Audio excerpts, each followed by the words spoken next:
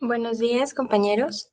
Nosotros somos el equipo número 3 y nos corresponde exponer el tema de conservación de alimentos por radiaciones ionizantes. Nuestro equipo está conformado por Castellanos Landa María Emma, Fuentes Rodríguez Diana Fernanda, Nuño Treviño María Fernanda y Sánchez Hernández Dulce María. Bueno, comencemos con un poco de qué es la radiación ionizante. Es un proceso físico de conservación que consiste en exponer un alimento a una energía ionizante, esto para matar las bacterias y otros organismos perjudiciales, por lo que tiene los mismos objetivos que otros métodos de tratamiento de los alimentos, como lo son reducir las pérdidas debidas a la alteración, y a la descomposición y evitar enfermedades de transmisión alimentaria. De igual manera, en unos momentos más les vamos a explicar un poco de la aplicación. Bueno, iniciamos con un poco de historia y la radiación de los alimentos ha sido una tecnología de último recurso, ya que ha habido varios malos entendidos acerca de la misma y una ausencia extendida del conocimiento de sus beneficios potenciales, lo que provoca desinformación y esto contribuye a extender una mala reputación respecto al tratamiento de conservación, que es la irradiación. El primer descubrimiento que llevaría a lo que conocemos ahora como radiación ionizante se dio en 1895 con los rayos X y al año siguiente se descubrieron la radioactividad y las radiaciones ionizantes asociadas. Además, se sugirió que podrían ser beneficiosas para el control de agentes patógenos. Aquí tenemos pues una imagen del descubrimiento de los rayos X. Continuando con la historia, aunque ya se conocía la irradiación y los rayos X, a principios de siglo no se disponía con un sistema eficaz y barato para obtener fuentes de radiación en cantidades suficientes para su uso comercial. Era muy costoso. Pero en los años 40 esto comenzó a cambiar un poco. De igual manera fue en la década de los 60 cuando la conservación de alimentos por irradiación alcanzó el umbral de industrialización en varios países desarrollados. Aquí fue cuando ya se comenzaron a crear aparatos que pudieran irradiar alimentos de manera más económica y más eficaz. Aquí tenemos un ejemplo que fue el primer irradiador gamma de cobalto 60. Esta es una línea del tiempo de la historia un poco resumida. Y tenemos, pues ya como les dije, en 1895 el descubrimiento de los rayos X. Después, en 1918, se patentó un dispositivo que podía inactivar las larvas de triquinelas en cerdos. En 1940 se estudió la fisión atómica del cesio 137 y el cobalto 60, que esto es muy importante porque son unos de los compuestos que se pueden usar actualmente para la irradiación. Después, en 1966, se completaron estudios de seguridad en 21 alimentos en la FDA. Esto fue pues en Estados Unidos, pero se atrasaron como 10 años, detuvieron la irradiación por también ideas pues de la gente, no era muy aceptada. Y mientras en Estados Unidos se detenía, en Europa, en 1970 se inició el International Project in the Field of Food Irradiation, que pues este proyecto lo que buscaba era recopilar datos experimentales patrocinados por la ONU y pues eran distintos estudios científicos organizados también por la FAO, la OMS, para determinar la dosis máxima de irradiación que se podía usar en alimentos. Esto llevaría después, pues, a la creación de la norma, que la tenemos pero aquí pues se descubrió la dosis máxima de los kilogramos que se podían usar en alimentos. También en 1972 tenemos que los astronautas ya consumían productos irradiados. De 1986 al 2003 se crearon dictámenes favorables sobre la irradiación de alimentos, mostrando su conformidad para el tratamiento de distintos productos. Aquí ya se aceptaba un poquito más la irradiación como método de conservación. Y pues en 2000 se lanzó en Estados Unidos la radiación a nivel comercial de carne y sus productos. Ya se empezaban a comercializar productos irradiados. En la actualidad, Pues a pesar de que la irradiación de alimentos presenta bastantes beneficios, la desinformación existente ha contribuido a extenderle una mala reputación, como ya les había comentado. Y pues a resultado de esto, este método de conservación ha quedado un poco apartado, se suele utilizar solamente como último recurso, por así decirlo.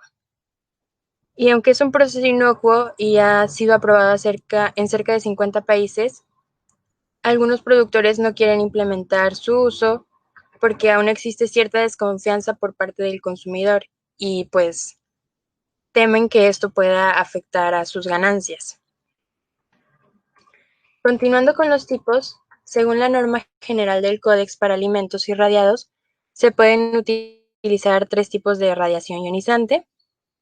Tenemos los rayos gamma procedentes de los elementos cobalto 60 o cesio 37.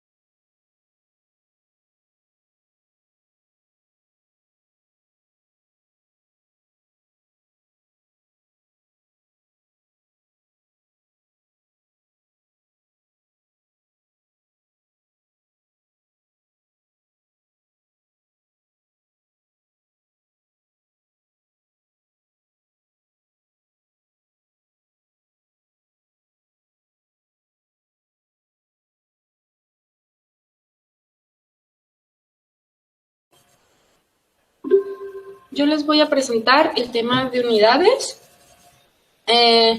La unidad de radiación en el sistema internacional viene dada por el GREI, que se abrevia GY. Este sustituye al rad. Es la cantidad de energía absorbida por el sistema irradiado equivalente a 1 joule sobre kilogramo de material irradiado. Aquí al lado puse algunas comparaciones de la unidad con los rad y con los joules. Después, la dosimetría. Primero, lo que es la dosis. La dosis absorbida, o simplemente conocida como dosis, es la cantidad de energía de radiación ionizante aplicada a una unidad de masa de un material especificado.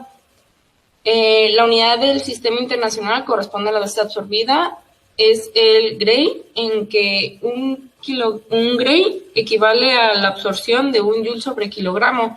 Esta es la cantidad que se utiliza tanto para especificar el proceso de irradiación como para controlarlo. En el proceso de irradiación no se aplica una dosis única a un producto, sino un continuo de dosis. La dosis total media absorbida, a los efectos de determinar la salubridad de productos alimenticios tratados con una dosis total media igual o inferior a 10 kg, se puede presuponer que dentro de esta gama específica de dosis, todos los efectos químicos de la irradiación son proporcionales a la dosis.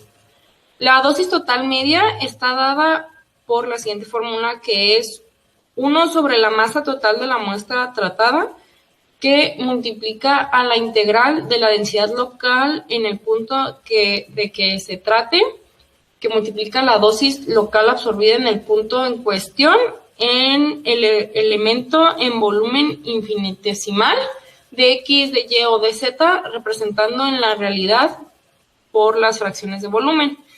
En algunos casos, la media aritmética de los promedios de la dosis mínima y la dosis máxima constituye un valor estimado válido para la dosis total media. En este caso se saca como un promedio cualquiera, que viene siendo la dosis máxima más la dosis mínima entre 2. La proporción dosis máxima entre dosis mínima no deberá rebasar 3.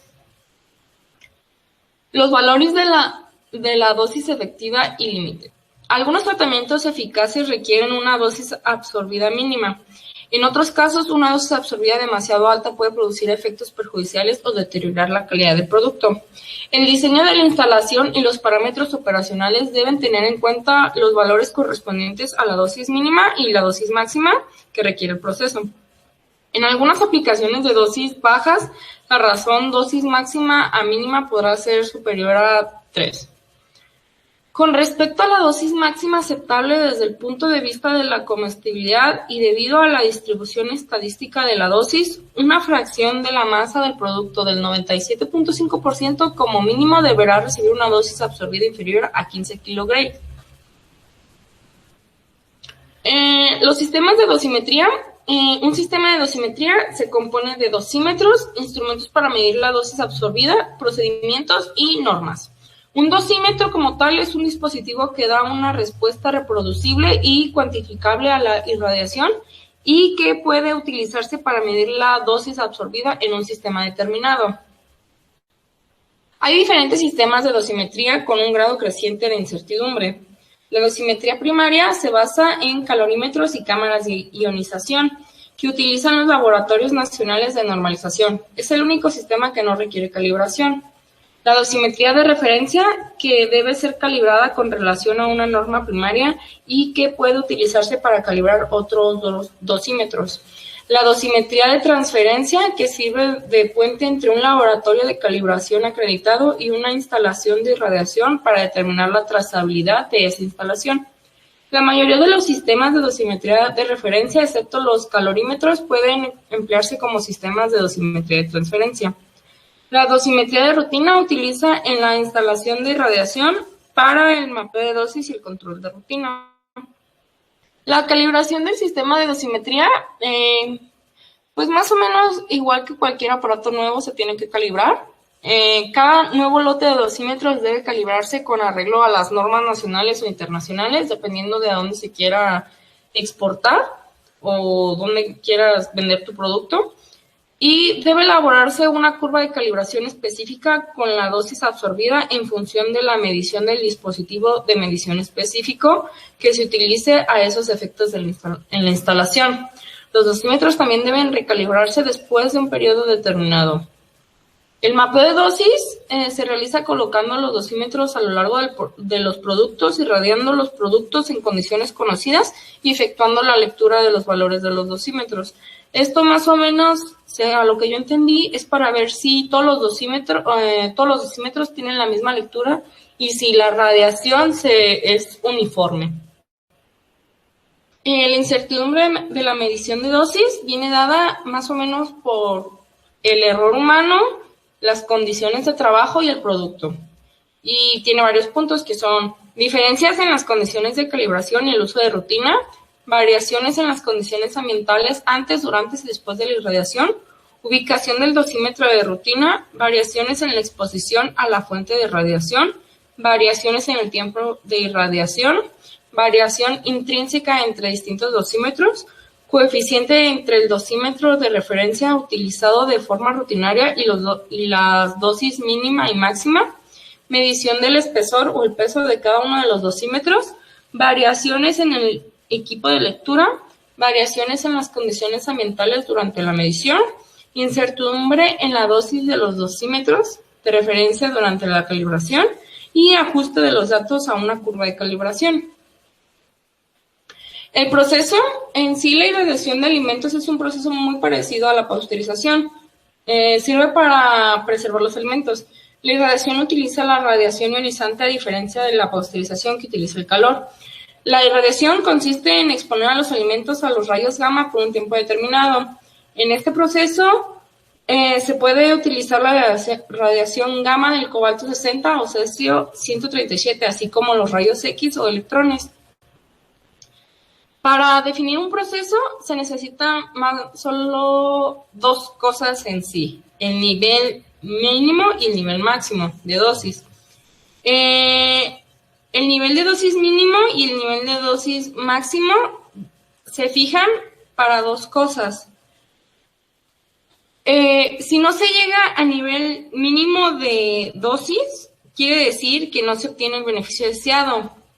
Pero si se pasa del nivel máximo, puede haber deterioro de la calidad. El intervalo de dosis aceptable viene definido por el margen entre estos dos niveles de dosis, en el que en este intervalo se obtiene el beneficio deseado y la calidad se preserva. Los valores de los límites dependerán de muchos factores a saber. En estos factores entra el tipo de producto, la sensibilidad a la irradiación en cuanto a calidad organoléptica o propiedades funcionales del mismo producto, el tipo y número de organismos que contaminen el producto, el resultado final deseado, por ejemplo, tiempo a partir del cual morirán los insectos, población de microorganismos y prolongación del periodo de conservación, la variedad y la fase de la recolección de productos vegetales, la atmósfera del embalaje, el tiempo transcurrido antes de la irradiación, la temperatura durante la irradiación. Estos límites se pueden determinar experimentalmente con muestras de productos. Las condiciones en que se prepare y trate las muestras deben ser las más parecidas posibles a las condiciones prácticas. Este es un ejemplo que encontré del proceso de irradiación, que consiste en introducir la comida a ionizar en contenedores estancos y sumergirlos durante 24 minutos en una piscina de 6 metros de profundidad en la que hay un irradiador nuclear, que viene siendo una barra de cobalto 60 radioactiva que brilla azul al fondo de la piscina. Entonces se le aplica una corriente electromagnética o eléctrica a la barra de cobalto para irradiarlo completamente. La radiación nuclear atraviesa el contenedor y los alimentos.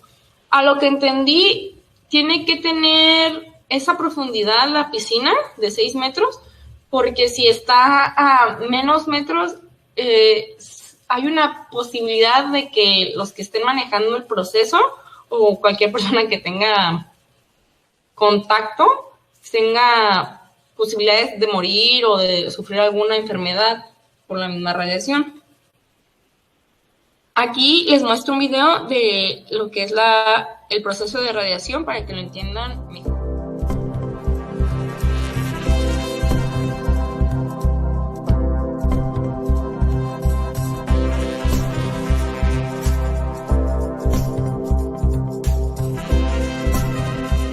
La irradiación de alimentos se lleva a cabo en plantas especializadas para dicho proceso.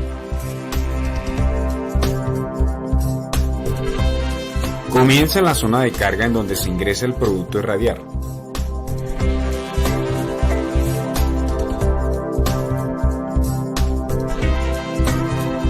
Luego el producto es dirigido a la cámara de irradiación a través de un sistema de transporte.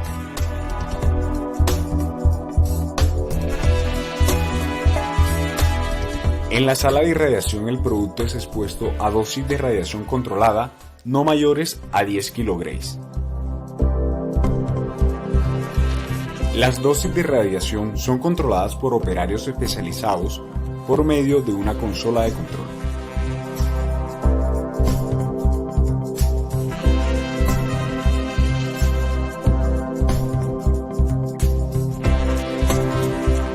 Las dosis de radiación son emitidas por una fuente de irradiación que comúnmente es el cobalto 60. La fuente de irradiación se encuentra en piscinas de almacenamiento.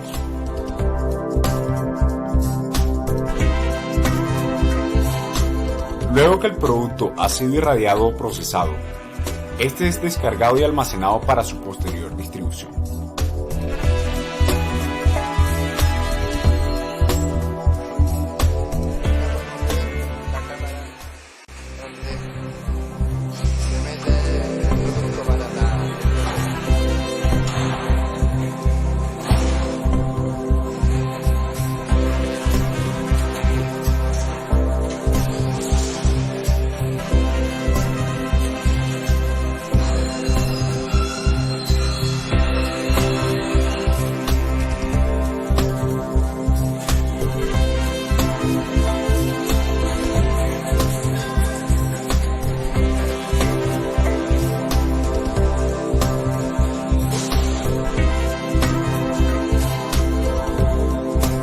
Se debe verificar que todos los productos o alimentos irradiados estén marcados con este logotipo que lo identifica como un alimento irradiado.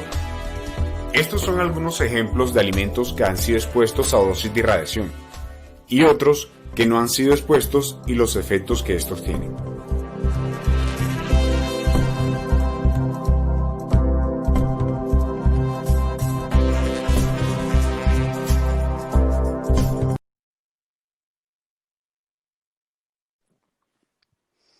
Ahora continuamos con la normatividad.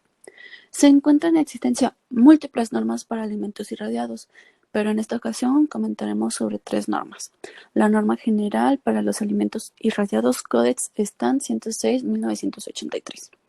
La norma oficial mexicana NOM 033 SSA1 de 1993, bienes y servicios, irradiación de alimentos, dosis permitidas en alimentos, materias primas y aditivos alimenticios. Y finalmente la norma oficial mexicana NOM 012 STPS 2012. Esta última norma habla más sobre la seguridad para los trabajadores. Continuamos. Comenzaremos con la norma general para los alimentos irradiados Codex Stan 106 de 1983. Esta norma se aplica a los alimentos tratados por irradiación. Aclarar que no se aplica a alimentos expuestos a dosis emitidas por instrumentos de medición utilizados a efectos de inspección. Los tratamientos que nos recomiendan o que nos mencionan en esta norma son rayos gamma de los ribonucleidos a 60 cobaltos o 137 cesios, rayos X generados por máquinas que trabajan a energías de 5 megaelectronvoltios o menos, y electrones generados por máquinas que trabajan a energías de 10 megaelectronvoltios o que sean inferiores. La dosis media global absorbida por un alimento sometido a proceso de irradiación nunca debe exceder, o pues no debería exceder, los 10 kilogramos. Y el etiquetado pues se va a ajustar a la norma general del Códex para el etiquetado de los alimentos preenvasados. Continuamos con la siguiente, que es la norma oficial mexicana NOM CA1 de 1993, bienes y servicios, irradiación de alimentos, dosis permitidas en alimentos, materias primas y aditivos alimenticios. Esta norma establece dosis emitidas para la irradiación de alimentos, materias primas y aditivos alimenticios, como lo dice su título. El etiquetado, ahorita, enseguida les voy a mostrar la tabla donde vienen las dosis mínimas y máximas. Y el etiquetado debe cumplir con la norma 051 de SECOFI SSA1 2010. Esta norma habla sobre el etiquetado para alimentos y bebidas no alcohólicas, además de llevar el símbolo internacional de irradiación de alimentos, que es el que vemos aquí en medio.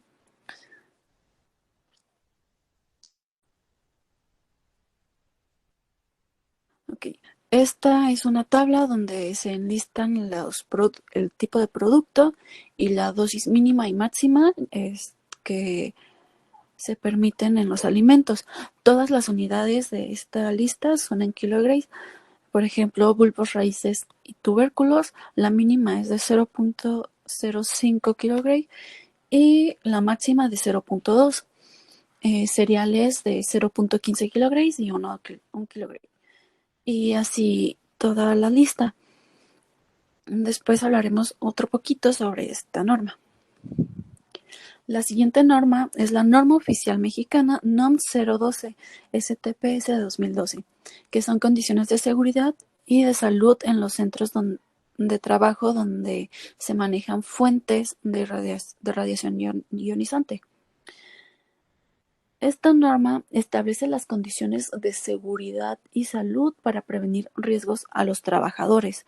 Como les mencioné, es más una norma para proteger al trabajador y para que esté capacitado, que cumpla todos los requisitos. Estos trabajadores deben de cumplir con los requisitos para el desarrollo de sus actividades, de acuerdo al reglamento de la empresa y al Reglamento General de Seguridad Radiológica, editado por la Comisión Nacional de Seguridad Nuclear y Salvaguardias. También la planta, el establecimiento donde se esté trabajando con radiación ionizante debe cumplir con la licencia de la Secretaría de Salud y de la Comisión Nacional de Seguridad Nuclear y Salvaguardias. Esto, pues, para evitar accidentes, que los trabajadores estén capacitados, que cumplan con el equipo para protegerse con, equipo que ellos deben utilizar si van a estar cerca de esto, las distancias que deben tener y todo este rollo. Okay. Ahora vamos a continuar con la evaluación del empaque. Como objetivo, el empaque es proteger los productos de la reinfestación o la recontaminación. Los productos deben embalarse antes de la irradiación. Puede que no, pero de preferencia deben de embalarse antes de la irradiación. El producto debe manipularse con buenas prácticas de fabricación antes y después del tratamiento, ya que pues para evitar la recontaminación también. Y pueden utilizarse atmósferas modificadas en conjunto con la irradiación para preservar las cualidades organolépticas de nuestro producto. El empaque debe ser de un material con el que no haya consecuencias en un futuro. Al momento de elegir el material del empaque se tienen que realizar pruebas para verificar que durante o después del tratamiento no produzca sustancias tóxicas que puedan transferirse por contacto con el alimento. Esto pues para evitar intoxicaciones. Y bueno, se realizan pruebas distintas donde se evalúa la dosis absorbida, la tasa de dosis, temperatura, composición de la atmósfera del envasado, tiempo después tiempo que protege al alimento, el tiempo que protege el alimento del tratamiento. Y pues entre otros. Y bueno, ahora vamos a hablar sobre materiales del empaque. Esto es muy importante porque no se puede utilizar cualquier material para estos tratamientos, ya que como les mencioné, pueden pues crear sustancias tóxicas o si ya existían pueden potencializarlas y pues esto no puede ser. Los materiales del empaque los pueden encontrar con sus dosis máximas y mínimas permitidas. Hay ciertos códigos, normas donde te guían qué puedes utilizar, para qué alimentos, qué material, las dosis mínimas y máximas que debes utilizar en el material. Ya no en el alimento, sino en el material. Obviamente para cada alimento hay un material específico que es el con el que se debe de empacar. Estos lo puedes encontrar en el apéndice A de la norma oficial mexicana 033 SSA1 de 1993, que les que le hablé hace un momento, que era para irradiación de alimentos, materias primas y aditivos alimenticios. La siguiente, el AD-STMF 1640-03, es una guía estándar para materiales de envasado de alimentos que se van a irradiar.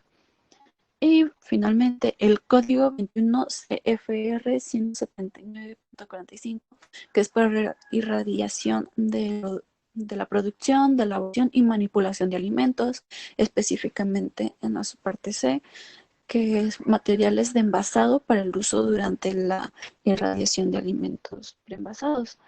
Como les digo, aquí vienen los materiales que pueden utilizar según el alimento y además las dosis mínimas y máximas que se pueden aplicar durante el tratamiento. Y continuamos con el embalaje.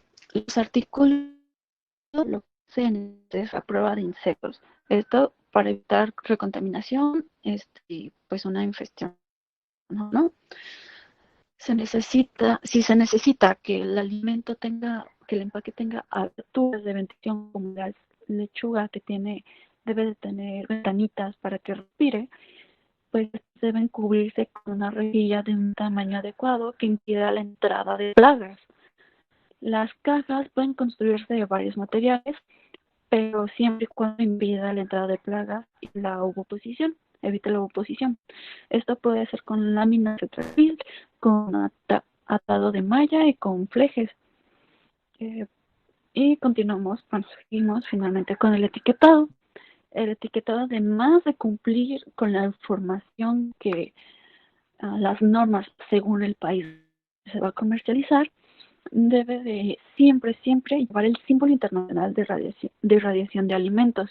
Esto, como les dije, para verificar al consumidor que está ingiriendo estos alimentos que fueron tratados con radiación ionizante.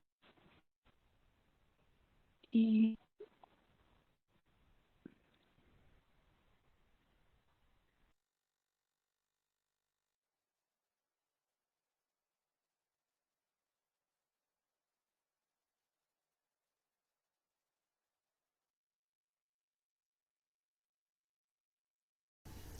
Hola, buenos días. Mi nombre es María Fernanda Nuño y hoy yo voy a hablarles acerca de las áreas de aplicación de irradiación de los alimentos.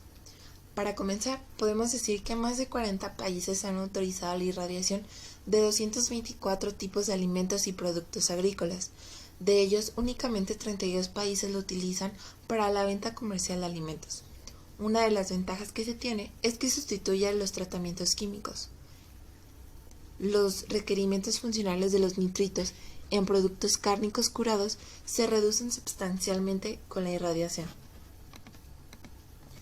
Se usa para potabilizar el agua, jugos y controlar el crecimiento microbiano externo de cárnicos en cámaras de maduración natural. Es muy utilizado para productos termosensibles como condimentos y especias que no pueden calentarse porque pierden sus aromáticos. La FDA aprobó alimentos para ser irradiados como los que ya mencionamos y también los crustáceos como langosta, camarón y cangrejo, hortalizas como lechuga y espinacas, moluscos como ostras, almejas y mejillones, carne de ave, semillas para germinar o el huevo. Aquí les presento un cuadro con algunos de los países que utilizan la irradiación y la área de aplicación. Por ejemplo, Alemania utiliza para las especias. China lo utiliza en especias, condimentos de origen vegetal, sobre todo en el ajo, papas, cebollas, vegetales deshidratados, carne refrigerada, alimentos dietéticos, arroz, cereales, harina de trigo. República de Corea es uno de los que más lo utiliza, sobre todo en papas, cebollas, ajo, castañas, setas, especias, carne seca, polvo de moluscos, pasta de pimentón rojo en polvo, salsa de soya en polvo, fécula para condimentos, vegetales secos, productos de levadura y enzimas, polvo de aloe, productos de ginseng, comidas estériles. Croacia lo utiliza en el pimentón rojo, raíces y hojas de malvavisco, hojas de abedul, hojas de menta, hojas de tomillo, flores de manzanilla, extracto de menta, extracto de valeriana, extracto de hierba de San Juan. Y México primordialmente lo utiliza en los alimentos secos, teniendo un aproximado de 4.600 toneladas. Otra de las ventajas es que el tratamiento puede aplicarse después del envasado, impidiendo la recontaminación. Se puede realizar en paquetes pequeños o a granel, en estado congelado o a temperatura ambiente. Ahora vamos a hablar acerca de los efectos. Las propiedades organolépticas se mantienen, utilizando las dosis adecuadas de radiación.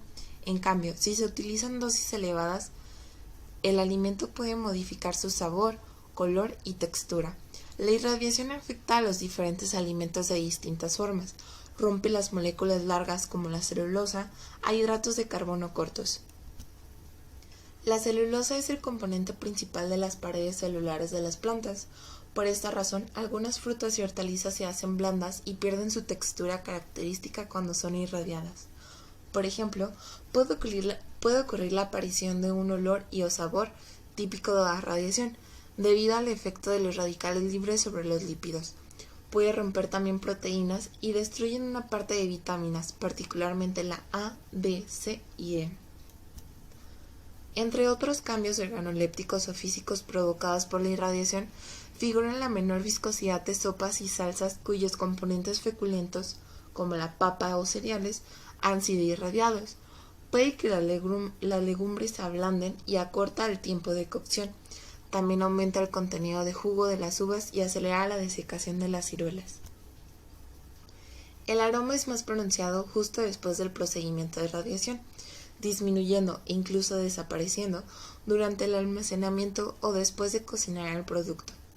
En general, las alteraciones organolépticas producidas por irradiación se presentan a dosis menores que las necesarias para producir alteraciones nutricionales. Estas alteraciones pueden minimizarse irradiando el alimento envasado al vacío o en atmósferas modificadas, en estado congelado o en presencia de antioxidantes. El color del producto también puede verse afectado, como el oscurecimiento de las carnes. Esta modificación no se presenta de inmediato, sino al cabo de varias horas o incluso días después de recibir la irradiación, cuando la carne es irradiada a bajas dosis bajo condiciones específicas, tales como con o sin oxígeno, con envase específico, tal como cerrado herméticamente al vacío o en condiciones de congelado, no hay desarrollo notable de olores o sabores. Los métodos de tratamiento y preparación de alimentos suelen originar cierta pérdida de nutrientes. En este caso, todo depende de las dosis. La composición del alimento y otros factores como la temperatura y la presencia o ausencia del aire también influyen en esta pérdida. Cabe señalar que a pequeñas dosis la pérdida de nutrientes de los alimentos es insignificante. A dosis pequeñas puede producirse cierta pérdida de vitaminas en los alimentos expuestos al aire durante la irradiación o el almacenamiento. A dosis muy elevadas, la pérdida de vitaminas puede mitigarse con ciertas medidas de protección, como la irradiación a bajas temperaturas y exclusión de aire durante el tratamiento y el almacenamiento. La irradiación aumenta a pocos grados la temperatura del alimento. Por esto, la pérdida de nutrientes son muy pequeñas, incluso menores que otros métodos como el enlatado, desecado y pasteurización o esterilización por calor. La radiación ionizante interacciona con los átomos y o moléculas de dos formas.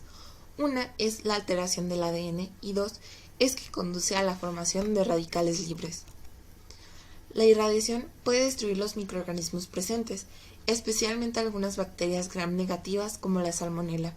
Las esporas bacterianas, en cambio, solo se destruyen con dosis elevadas, lo que significa que la irradiación no previene necesariamente el botulismo.